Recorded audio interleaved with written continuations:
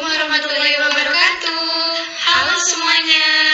Perkenalkan, kami dari mahasiswa Universitas Aisyah Yogyakarta, program studi S1 Kebidanan Lintas Jalur. Hari ini kami akan membahas mengenai menopause. Ini anggota kami. Apa aja sih yang akan kita bahas? Pertama, kami akan membahas mengenai pengertian menopause. Lalu yang kedua, mengenai kapan sih menopause terjadi? Ketiga, mengenai tahapan menopause. Selanjutnya, faktor-faktor menopause. Yang kelima, mengenai perubahan fisik menopause. Kira-kira apa aja ya? Terakhir, mengenai penanganan keluhan menopause. Apakah kalian tahu guys, menopause dibedakan menjadi dua. Yang pertama, menopause dini. Menopause dini adalah suatu keadaan di mana fungsi ovarium atau indung telur dan menstruasi berhenti sebelum usia 40 tahun.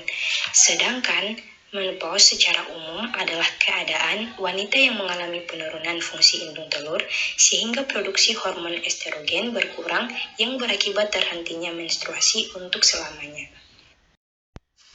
Lalu yang kedua, kapan sih menopause itu terjadi? Di Indonesia, menopause biasanya terjadi pada usia kurang lebih 49 tahun. Tetapi biasanya sejak wanita di atas 40 tahun, menstruasinya sudah tidak teratur. Yang ketiga, kira-kira apa aja ya tahapan menopause? Tahapan menopause terbagi menjadi 3. Yang pertama, premenopause. Yang kedua, menopause. Yang ketiga, pasca menopause. Premenopause yaitu masa klimakterium yang terjadi sebelum menopause. Pada masa ini, siklus menstruasi cenderung mulai tidak teratur. Wanita mengalami hot flash atau semburan panas di wajah dan menjalar ke seluruh tubuh. Kurun waktunya sekitar 4-5 tahun sebelum masa menopause. Selanjutnya, menopause.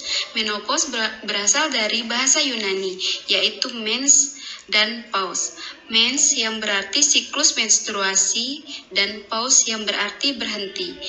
Menopause berarti masa berhentinya menstruasi yang merupakan bagian universal dan irreversible dari keseluruhan proses penuaan yang melibatkan sistem reproduksi. Selanjutnya, pasca menopause, yaitu masa setelah menstruasi terakhir sampai gejala hilang atau sampai akhir kehidupan.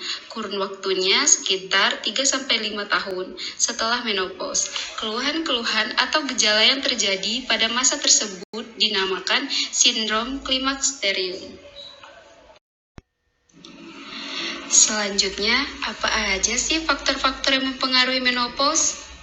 Yang pertama, yaitu usia haid pertama kali atau menarche. Yang kedua, jumlah anak. Yang ketiga, usia melahirkan. Yang keempat, faktor psikis. Yang kelima, wanita dengan histerektomi. Yang keenam, pemakaian kontrasepsi. Yang ketujuh, merokok. Yang kedelapan, sosial ekonomi. Dan yang terakhir adalah budaya dan lingkungan. Selanjutnya, ayo mengenal perubahan fisik saat menopause. Perubahan fisik menopause dibagi menjadi 2, jangka pendek dan jangka panjang. Pada jangka pendek, terdapat perubahan fisik yang akan dialami. Yang pertama, perubahan berhentinya siklus haid. Yang kedua, biang keringat dan berkeringat pada waktu malam. Yang ketiga, insomnia atau sulit tidur. Keempat, vagina kering. Kelima, kulit sensitif.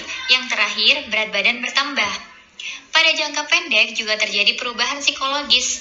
Yang pertama, perubahan mood yang tidak teratur. Kedua, depresi atau murung. Ketiga, lambat berpikir. Yang keempat, sedikit masalah ingatan.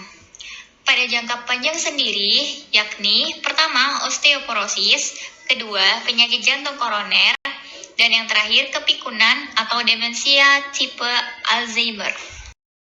Yang terakhir, bagaimana sih penanganan yang bisa dilakukan untuk menghadapi keluhan menopause? Yang pertama, bisa dengan pemeriksaan alat kelamin. Kedua, pap smear. Ketiga, perabaan payudara atau sadari. Keempat, menghindari rokok, kopi, dan alkohol. Kelima, pertahankan berat badan sehat. Keenam, olahraga teratur. Ketujuh, makan makanan yang sehat. Kedelapan, penggunaan bahan makanan yang mengandung unsur fitoestrogen. Dan yang terakhir, penggunaan bahan makan kalsium. Terima kasih semuanya. Semoga video kami bermanfaat ya. Wassalamualaikum warahmatullahi wabarakatuh.